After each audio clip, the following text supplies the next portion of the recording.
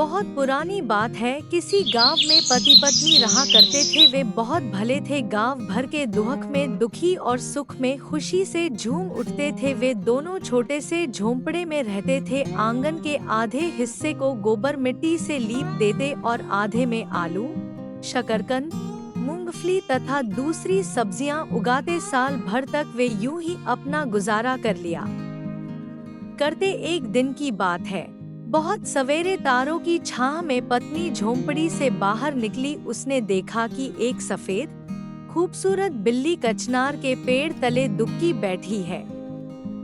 वृद्धा ने उसे पुचकारा तो वह उसके पांवों से लिपट गई।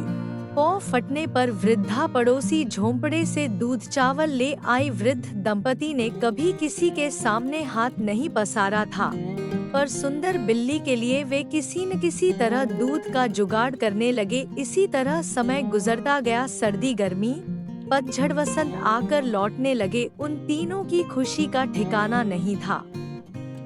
पर बिना कामधाम के कैसे चलता। बुढ़ापे के कारण दोनों को चलने फिरने में भी कठिनाई होने लगी। बिल्ली भी भूखी रहने लगी।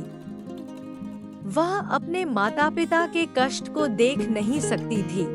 मैं भी जरा घर से बाहर खुली हवा में हो आऊं, बिल्ली ने सोचा। गली के कुत्तों और दूसरे जानवरों से बचती बचाती वह घने जंगल में जा पहुंची। उसने झरने का ताजा जल पिया और देखते ही देखते सुंदर कन्या में बदल गई। वह अपने माता पिता के घर जा पहुंची।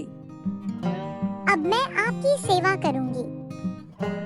उन दोनों को कुछ समझ में नहीं आया। अपना पेट भरना मुश्किल हो गया है, अब इस तीसरे प्राणी का क्या होगा। वे दोनों सोच में डूब गए। बिल्ली के एकाएक गायब हो जाने से भी वे परेशान थे। वह कन्या जहां जहां जाती, आंगन में फूल झरने लगते। फूलों की डलियां लिए वह बाजार जाती। फूल बेचकर पैसों से खाने पीने का सामान खरीदती और शाम को घर लौट आती। इस तरह तीन प्राणियों के परिवार की दशा धीरे धीरे सुधरने लगी। इतने सुंदर फूल गांव भर में कहीं नहीं थे। मजे की बात यह कि बिना बीज खाद पानी के फूलों की खेती हुआ करती थी। वृद्ध पति पत्नी पूछते, बेटी तू कौन है, कहाँ से आई है? मैं बेटी हूँ, आपकी इससे ज्यादा कुछ जानिए भी मत।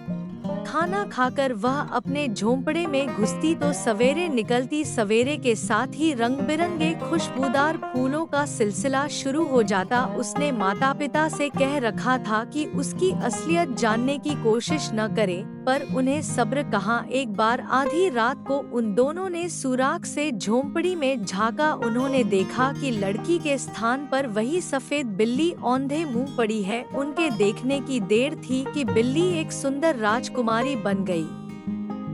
आपने मेरा असली रूप देख लिया है, इसलिए अब मैं अपने फूलों के देश जाऊंगी। मैं आपकी सहायता करने चुपके चुपके यहाँ आई थी। उसके जाने की बात सुनकर माता पिता फूट फूट कर रोने लगे। पर अब क्या हो सकता था। चिंता न करें, आपके आंगन में हमेशा रंग बिरंगे फूल खिलते रहेंगे। आपकी सेवा का बदला नहीं चुका पाऊंगी मैं।